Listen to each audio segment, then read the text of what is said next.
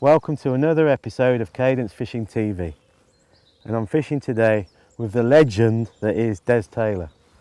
And Des has been instrumental in helping me to develop our new Barbel and specimen rods, and I've been really fortunate to fish with Des a few times now and get to know him, so it's been absolutely fantastic.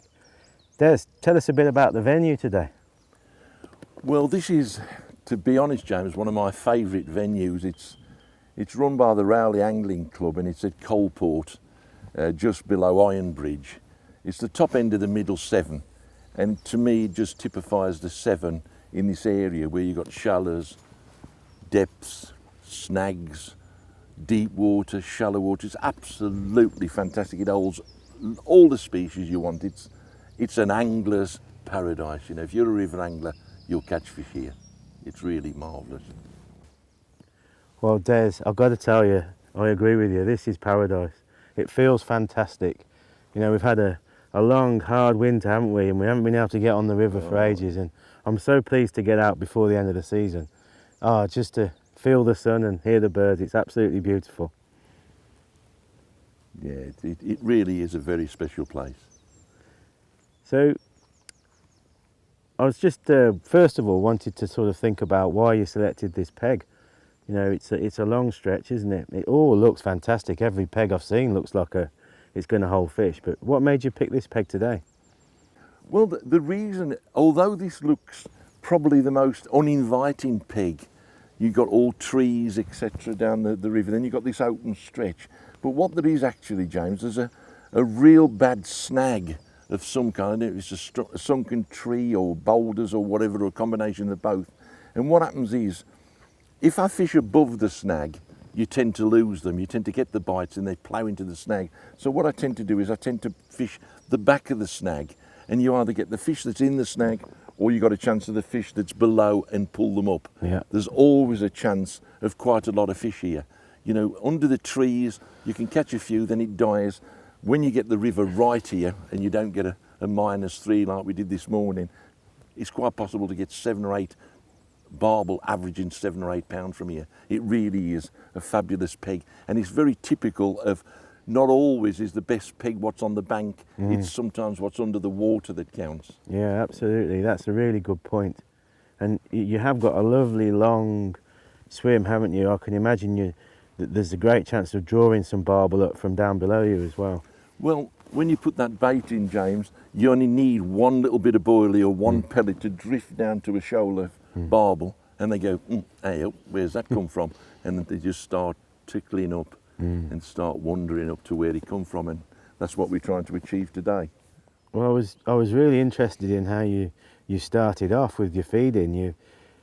You were quite positive, really, weren't you, Des? Putting in some balls of ground bait and firing out some boilies. So it'd be interesting to just learn a bit more about your thinking on that, really. Well, to be honest, James, you know, whatever you put in the river, I always work on the principle that whatever I've put in the swim ain't there now anyway. You know, it's a fast river.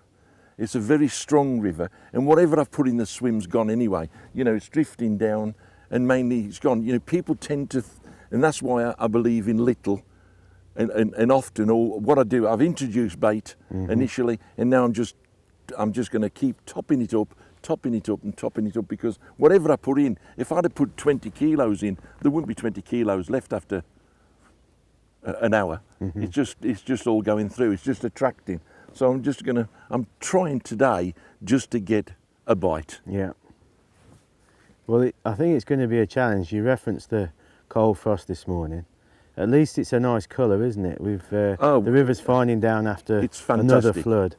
So the conditions are absolute. The colour, yeah. It's a catching colour, and any river angler will know that greeny little tint. You know, it's dropping down. The temperature's coming up in the day. The unfortunate part about it is we didn't really realise, and you know, it's the end of the season, that bang, we've had that -3 last night. Yeah. And what about the position of both your baits, Des, both your rods? You've cast into the main sort of flow, haven't you? The main channel. It certainly looks like that, anyway. Yeah, I think you know, the barbel will be sitting where most of the food will come down, and where most of the food will come down will be the centre. You know, that's where it'll be coming down. They'll be sitting in there. It's a nice flow. It's not powering, it's not flooded. They'll be sitting there. There's a little bit of colour. The rivers come upstream, and it's just finding off. There'll be lots of food particles in the river, and where it'll be coming down is the centre, and that's where they'll be waiting for it. So I've picked to go down the centre where a shoal of barbel and chub will just be drifting across to get food. And I'm hoping that, you know, with the introduction of fish, introduction of bait, they'll just come across and get on a bit of bait. And what's your tactics now, Des? You've obviously had that initial feed, and you're feeding a few small boilies over the top. Will you continue to do that? Yeah, I'll just continue just to keep putting. I'll put a bit of. I've gone one on the feeder and one on the boilies, mainly for the barbel. I fish the boilie. I rarely fish the maggots. I fish the boilies. But I'm just giving myself a little bit of an option that in the colder weather the barbel will take maggots and smaller baits. But you know, I've gone on a double boilie and I've gone on the maggots. So I'll just see what happens.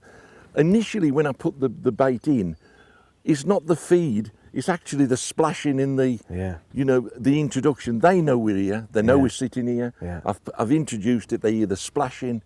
And that's just to get them moving. Whoa, hang on, what's happening here? And then that goes away, and then all of a sudden I'm just trickling in. Now it's trying to trick one to take the bait. The initial, from the first plop in, you know, they don't do many things in life, a barbel. You know, besides spawn and eat and keep away from predators, that's all they do. So as soon as that first ball went in, they heard it. Well, what I really thought was fascinating was when you fed a few of those smaller boilies with the catapult, you actually had an indication on your left-hand rod, didn't you? Oh yeah. And that wasn't a stick. That would look fishy, you know. So yeah, that's really fascinating, isn't it? To think that those barbel are there, and you. That's right. I would imagine, you know, in the summer, had we not had a frost, or in the you know, if the weather was better, I would expect a line bite, and then within at least 15, 20 minutes, if not less, I would expect to take. Whereas today it might take longer, but to my mind, and this is very important for people today, that if you keep having liners, I don't sit there watching liners. If I have, when there's fish feeding, the temperature's better. If I start having liners, and if I'm having liners after 15, 20, 25 minutes, I'm still not getting takes, I take the rods in. Yeah. And then I feed without the rods in, because the worst thing is them keep hitting lines. They're not really feeding, they're chasing around the swim, they're hitting the line, and the amount of people that say, you know, I had some liners early on, God, they were hitting the line, and then all of a sudden it stopped. Yeah, they cleared off. Yeah. And the best thing to do at any stage, and I say this to anybody on any Me Guide days, don't be frightened to feed and have your rods not in. Yeah.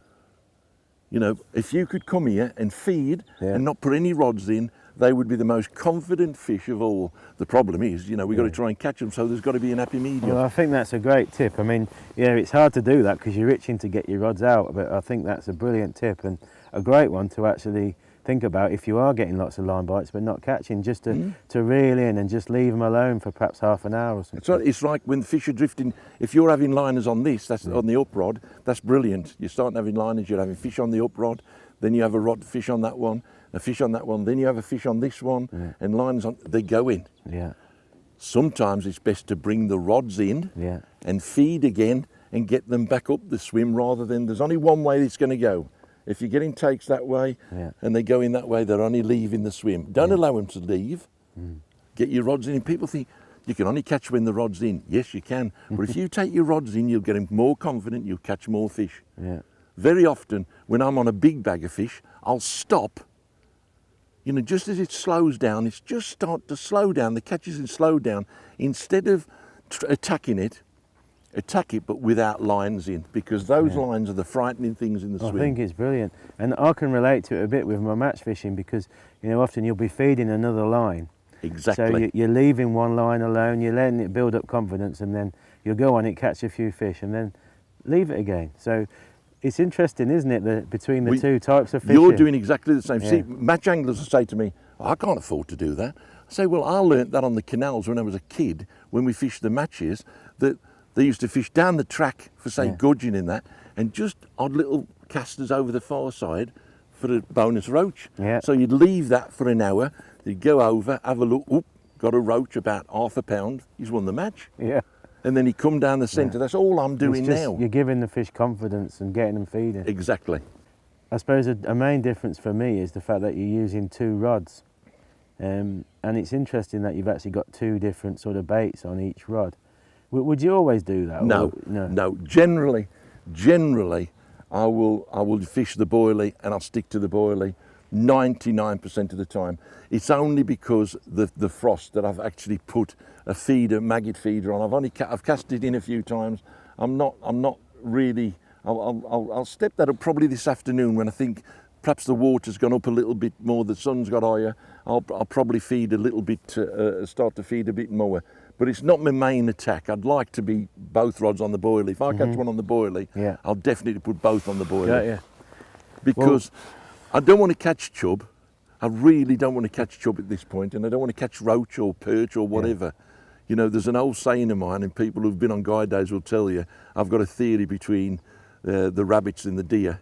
You know, if you want to shoot a deer, then if you keep shooting rabbits, you'll never see a deer. And it's the same with these. You know, if you want to catch a barbel, I don't want to be catching little half-pound roach to be scared in the swim. Yeah. I want them to come in, I want them confident, and I want to catch one.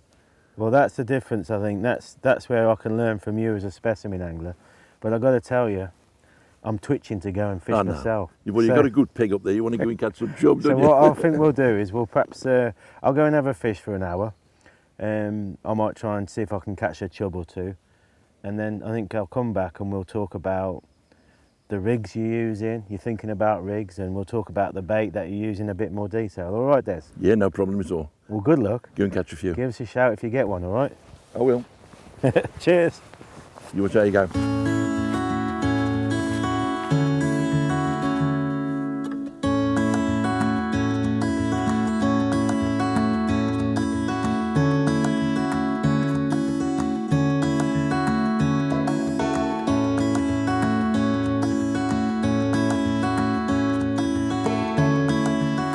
All right, Des.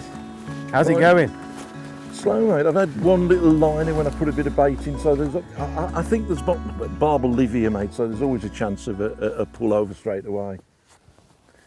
Well, I fished for about 40 minutes up there on the bread to start with. I haven't caught anything, not a bite yet. But it's always the same on bread. You're either going to catch or you ain't, innit? Yeah, so when I go back, if I can sneak another quick go, I'm going to try maggots. So surprised how deep it was. It was got to be 14 foot deep down the middle. Yeah, this is the deep. This is the last section is called kites. This is the last section of the Raleigh water, and this is the deep end. You've got all the shallow end up there, and you tend to catch a lot of the barbel and the chub this time of year down here in this deeper water. Yeah, I can see that. Well, what would be interesting, Des, if you don't mind, is if we could perhaps have a look at the rigs that you're using. So, okay, we'll leave one in because you never know. You might just yeah, that's the. This is absolutely about as simple as it can get, and I'm a great believer in the simpler you can get on the river, the better, because the more fancy bits is the more to get tangled, etc. It's about as basic as you can get. It's very, very heavy gear that I'm using, but I'll catch 12, 15, 20 barbel in a session on here. So the gear I'm using is the gear I catch a lot of barbel on, whether it be small or big. What main line are you using? What pound breakage? The main line I'm using is 12. Yeah. It's very staggy. There tends to be lots of sandstone crevices, lots of snags. You know, not only where the fish can go, but just generally casting in and bringing it in. It's very rough on the line. It's got to be robust. So it's a 12-pound line. It's a free-running rig. I tend to use leads more than feeders, which I'll explain on the application of bait, because everybody uses a feeder. Everybody constantly splashing in and out and in and out. The more chance of snagging. I like to feed, which I'll show you later, without a feeder. So what's that lead? That looks like a 3-ounce lead, is it? It's a 3-ounce lead. What I tend to do on here, I don't want it to bounce around. Big mistake, very much on the river, as you well know, James, is people go in and it's going round and round and round and round. They say, oh, that's settled. It ain't settled, it's found a snag. And they say, oh, it's a snag pit. I said, no, it ain't a snag pit. You're just bouncing it around. So I wanted to go in, I'll drop it down on a free line, feed it through, let it hit the bottom, and away we go. So 3 ounces It perfect. looks like it's just a running ledger. There's no stop above it, and you've got a swivel bead below it. I've got a buffer bead, and that just gives it a bit of a push out. Yeah. You know, it just gives it a bit of an angle, that bead. A good swivel, quality swivel. Yeah. There's so many cheap bags of swivels, some cheap swivels. I like to buy Berkeley swivels. Yeah. Quality swivels. And then I've got I believe, because of my trout fishing, some people say it makes no difference. It's what I'm confident with. I use fluorocarbon line. Yeah. Again, this is around about 10 pound fluorocarbon, quality fluorocarbon line. I tend to use, if I'm fishing close in or I'm fishing away from a snag, I'll tend to use 3 foot to 6 foot. Yeah. I like a minimum of 3 foot. I do like 6 foot because almost that's like a back lead then, because that line sticking up, Yeah. which you want to do to hold out in the current, that line is the one that's always hitting the fish, isn't it? You know, Yeah. so I want to get away from that. So if I can get away from that like that, And what pound breaking strain's the fluorocarbon? 10 pound, Okay. 10 pound. And then you've got a hair rig there. Then I've got a hair rig, and what I tend to do is, if I'm using above 10 pound, I tend not to use a knotless knot because it doesn't give a flimsy. The line is so stiff, you don't get a reaction. So what I'll do is I'll tie up before like a 5 pound hair Okay. on the hook, and then tie the 10 pound line on it rather than everybody's gone to knotless knots, and when you start to get 12, 15 pound line on a knotless knot, it's just a stiff piece of line at the back really end. working like a It's hair, not is really it? working like a hair. Yeah. And a good tip here is very often I will use 2 boilies instead of 1. And so I'll use 2 12mm boilies. And a lot of people will put a little loop to pull through the boilie.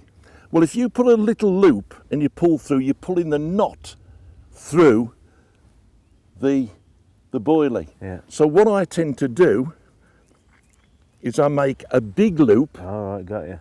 so I can get the 2 on without the I knot. tell you what, I like that. Yeah, that's a Without good the tip. knot, the knot breaks the boilie. Yeah. Very often people go, oh, crap, I broke it. And they're breaking the boilie because they're trying to put this 12 pound knot through the boilie. So if you put a big loop, Yeah. I like it. it won't break the boilie. I'm surprised you're not using a bigger hook in relation to the boilies. That, I mean, that's more. To be honest, James, I was brought up on a cut, on a canal. Yeah. And although I am 100% a specimen angler, I've learned a lot, and I've always listened to match anglers, and I've always mixed probably with match anglers more than specimen hunters. And I do tend to lean towards, although this is a heavy, I will use as heavy as I can get on here, I do tend to go on a smaller hook, might be a size or 2 sizes under what the general specimen hunter would have. What is That's that? a size 12? 10. A 10? Yeah. That's a size 10. A lot of specimen hunters would be using a 6. Yeah, and what type of hook is that? It's a twister. Down here, you tend to have a lot of silt. Yeah. So I'll tend to use, you know, a hook, a more straighter bend. Whereas on the sandstone areas, I like an in-turn. You doesn't tend to knock it over so easily, Okay. does it? That's a good point, yeah. You know, these tend to knock up. So that's a bit more of a crystal bend, really. Yeah, like an old that's style right. crystal bend. That's right. And what I always do, you know, whether you use a little diamond file or whatever, I always, it is so important that thing is so important to get the takes, to check it. Even when, you know, you're reeling, just touch it. Yeah. Just check the sharpness. Just check the sharpness. The amount of times, and I've done this, we were talking earlier about this, you think you're getting liners. Yeah. And you think, are they liners? And then you sharpen your hook, and all of a sudden it ain't a liner, it's a take. Yeah. It's the most important thing, the hook, isn't it? Oh my God, yeah. You know, all this, you can have all these, the fancy barbel rods, the fancy line, the fancy everything. If you got Yeah. a bad setup down the bottom and you ain't going to get many takes, are you? I'll tell you what, Des, I'll let you get that one out again. Yep. And then if you don't mind, we'll have a look at the Maggot feeder, just as a contrast and to have a look at that rig. Okay. I will show the Maggot rig, but generally, as I say, I would say 99% I use Boilies. Yeah. Okay. When I'm after Barbel only. Yeah. Okay? Brilliant, thanks Des. So Des, this is your Maggot rig, and yeah, you've explained normally you'd have 2 Boilies out, but Yeah. just because it's hard today, you're just giving yourself another option with this, yeah?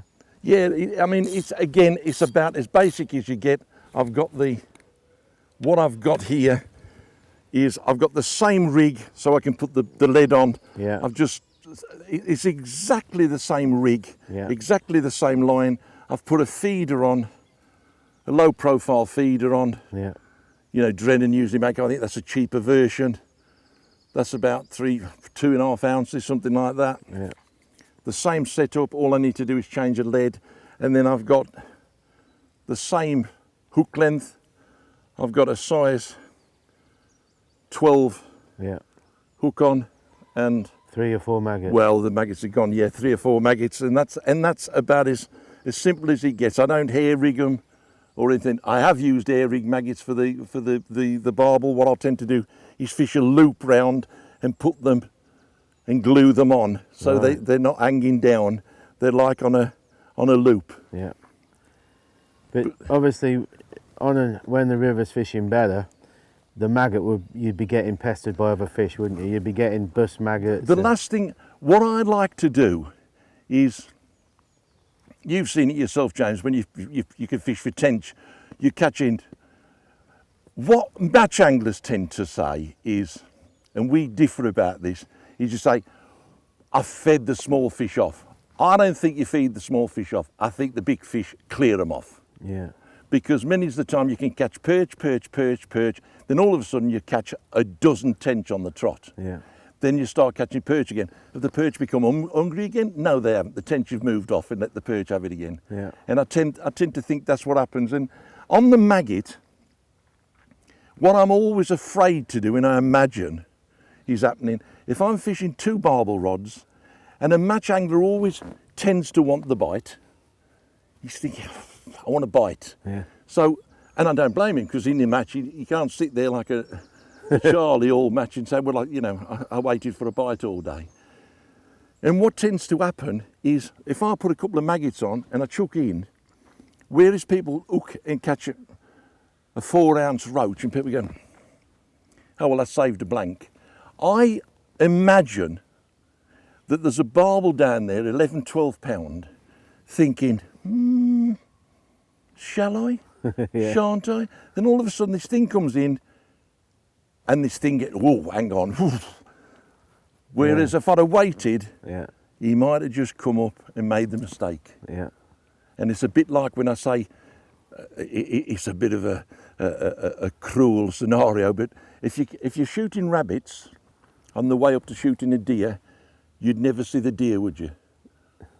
You know, bang, bang, bang, I've got a bag of rabbits, Yeah. but I've never seen the And deer. you'd rather eat a deer than a rabbit. You'd rather have the deer, especially if you want deer. If you want Yeah. rabbits, Yeah. that's okay. Yeah. But if you go bang, bang, bang, bang, bang, you never see the deer. Yeah. And if you keep catching small fish, I know the match angler will sometimes say, you keep feeding until the better fish come. There can be the better fish come, but whether the biggest one comes, Yeah. that's what I'm after. No, I see. I totally get it, Des, and it's really interesting. But you're not getting any bites at the moment, so No. I think it's worth sticking with the maggot feeder, because you just might trick a barbel on that, mightn't you? Yeah, yeah. Yeah, I suppose if you start getting smaller fish, you'd just switch over to a boilie. Well, to be honest, today I'd just like to just get some indications that fish are moving round. I mean, with all due respect, you're a very good angler and you're a good float angler, and you've just gone on the bread. I'll be interesting to see what happens on the maggot now, because bread can be funny. Yeah. Straight away, if you get a few indications, you get I a was bite. expecting a quick chub, but it's such a beautiful peg. I'm going to go back and give it another go on the maggot, I think, Des. So thanks for that insight into your rigs. That was really interesting. And perhaps next we'll talk about the actual baits. Okay, mate? Thank you very much. No problem. Let's see if we can catch one.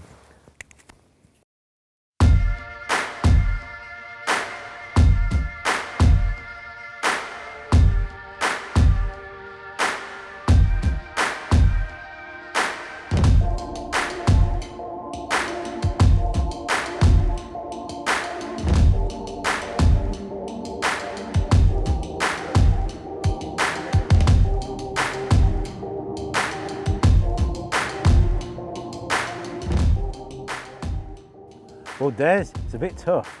I've managed to avoid a blank though, and caught a really big dace. Well, you've done better than me so far. When I say really big, it's about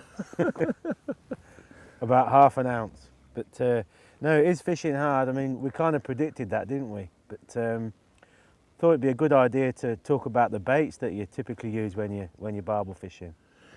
Well, to be honest, I'm boringly the same most weeks. I probably average a season 300 to 400 barbel a year on guide days and personal fishing over about probably normally 3 or 4 rivers. And I use the same method wherever I go. You know, it's a proven method, and that's, I rarely use the feeder nowadays. I use my pudding mix from Evolve, and that's a mixture of pellet. What I'll do is I'll grind some of the boilies up, which I'll talk about in a minute, and I put that in. I soak them overnight, just in cold water. I tend to use, I've got a container of, you know, the water outside that comes off the roof. Whether that makes any difference, I just feel more confident than just using tap water. And I leave it soak overnight, and that's how it ends up. Just put together like that, it just breaks up. And all I do is, like on today, all I've done today is I just keep shooting that in there. Instead of putting the feeder, I just shoot that in the water. It holds, down it goes, hits the bottom.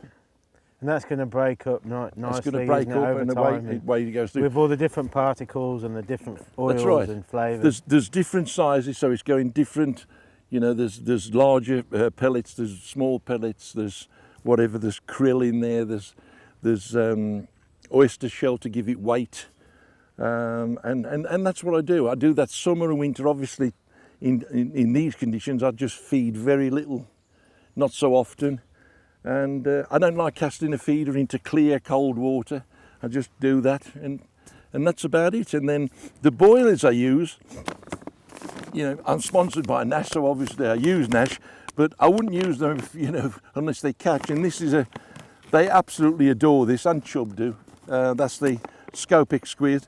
Today I've gone down to 12 mil, and I've used 2 12s, which normally is very, very good for the barbel, whereas if I use one, I get quite a few plucks off Chubb. But what I'll do sometimes in the summer, I'll be going up to 20 mils. Right. You know, but when you look at the size of that, you know, people are using pieces of meat that big, it goes into the mouth so easily. No problem. And you loose feeding a few of those. I'll loose feed those, yeah, in between doing that, you know, in between putting that pellet in, I'll just be firing, just trickling in. And you just hear it, you know, and they hear it. That's all they're doing all day is listening. That to me could be something dropping off a tree or whatever, they just hear that. And rather than putting 2 or 3 kilos in it once, I'll just keep trickling it in, because every time that is, I'm hoping to cause a response. I like it, and as you've obviously proved, it's a very, very successful bait and method for you. Yeah, I average on this river, even now with probably less barbel, you know, as the barbel population has settled down, I'm still probably averaging 8 to 10 barbel, but very regular I'll get 20, 22 barbel. And a lot of these, you know, sometimes the guide days when people have never had them before, you know, and they'll be playing them for 15 minutes, you know, and thinking they're a monster. Yeah, so it is a very, very successful method, because the pellet and the feeder is used by everyone. Yeah. It's used by everyone, and the amount of people, because I got to take people guiding and I got to catch, I wanted it to be successful most times. And what was happening, I was in the same situation as a lot of people. They say, I started off, I had line bites, then it stopped, or I had a quick barbel, then I had nothing, and then 5 hours later I had another one. That's not really a good day for a guide day. Yeah. So I wanted something that produced a lot of barbel, and that's what's produced a lot of barbel for me. I think it's really, really interesting. So, you know, put it in the context of a guide day today. We're running out of time, really, aren't we? It's a short day in terms of the light. So what would be your thinking now? You know, we've been fishing for a good few hours now, but had a few indications. What's your thinking now to try and sneak one just at the death? I'm just stopping as it is. You know, I'll just stop. You know what we're doing. You know, and hopefully just on. You know, we can't fish into dark here, but late afternoon. Yeah. You know, just as the sun's started to drop now and it's gone, and the light goes softer. I'm just hoping that it'll We just pull need over. a little feeding spell, don't we, where they might just That's switch right. on. But certainly that method in the summer and the autumn, that method will produce a lot of barbel. And in the day, I've proved that without doubt, you no need to go barbel fishing. A lot of barbel fishermen will go at 7 o'clock at night for the last 2 hours or 3 hours. You can catch barbel all through the day. In fact, a water like this is tremendous because you've got the sun rising in the east, it comes over, and as it comes over, it shines over this end, over this side, so when the sun penetrates, they all push over there, so you get this great concentration of fish. Over by the cover, yeah. Over by the cover, yeah. Well, come on, Des, let's really try our best to get one now. And I think I've abandoned catching up there, so if it's all right with you, I'll just sit here and watch. Yeah, great. You know, to sit here, to think of some of the days that I've had up here on my own and with guests. I mean, I fished a lot on my own at first to find swims, etc., and then bring guests. It's marvellous to bring, because barbels normally they're so easy to catch. They're a great fighting fish, and they're in great environments. There's nothing better than seeing a 10-year-old kid or a young lady catch their first barbel. You know, that excitement when the tip goes, from the very start, when the tip bends right over and frightens them to death. Yeah. You know, the rod disappears. And then they've got a real hell of a battle. And then they've got battle, this fight. which It's is great. You know, the fantastic, clutch, set the clutch. yeah. It's great. What's the biggest barbel you've had from this stretch? 12 1/4. Wow, that's a good barbel, Yeah. isn't it? Yeah, it is, yeah. Generally, they sort of are about, I would say, 5 or 6 pounds. Yeah. But you get quite a lot. If I have a day where I have 10 fish, I'll have a couple of 8s and a 9. But no, I'll have regular, some good chub to £6 plus a lot of 5s. I mean, last time I came up with you, I had 2 5s and a big 4. Absolute beauties, weren't they? Yeah. And how long have you been fishing this stretch, Des?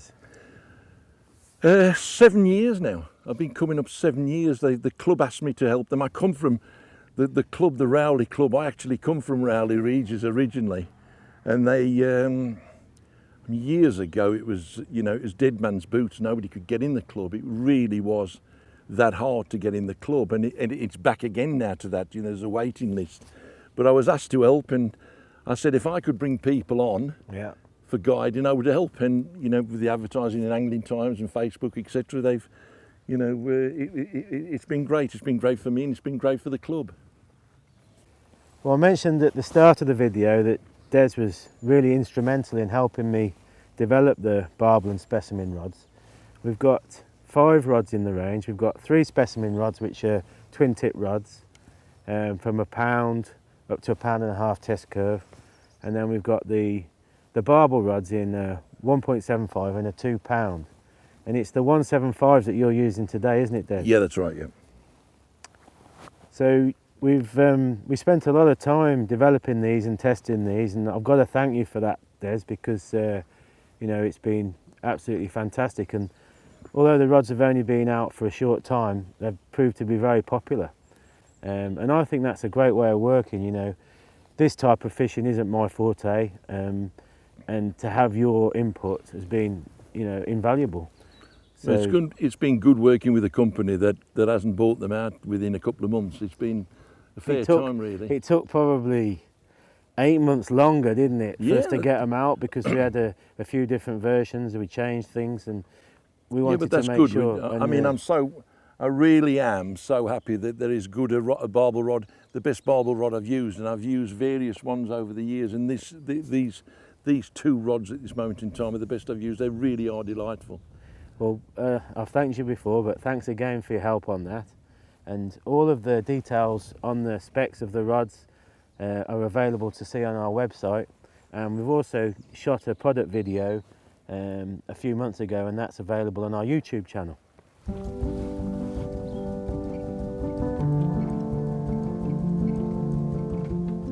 Well, Des, It's gone a bit cold, hasn't it? I've had to put a fleece on and Yeah. it's looking a little bit ominous. You have had a couple more indications and one really good sort of rattle on the boilie rod, didn't you? Probably a chub or a roach. But hey mate, it's still been magic to be out here, hasn't it? Oh, it's been great to get out, get some fresh air, and what a beautiful venue. I tell you what, Des, I wouldn't mind coming back next season if we can, you know, on a better day in good conditions. Well, the invite's there, mate. Just coming up with me, and we'll catch a bag of Barbel, mate, because there's plenty here, that's for sure. We'll perhaps bring Chappie out again in the cameras and give it another go in better conditions. So I just want to finish up by saying thanks to the Rowley Club, thanks very much to you, Des, for all your help, and thanks for watching. Look at that. A beautiful fish. Oh, absolutely fin perfect, scale perfect, mouth perfect, barbels perfect. Look at that. Beautiful. Let's get him back. Absolutely fabulous. Let's put this one back. Come on, my old girl. Here she goes, look. Look at her, fresh as fresh. What a day. You know what? I might even come back tomorrow morning. Away you go. Oh, fabulous.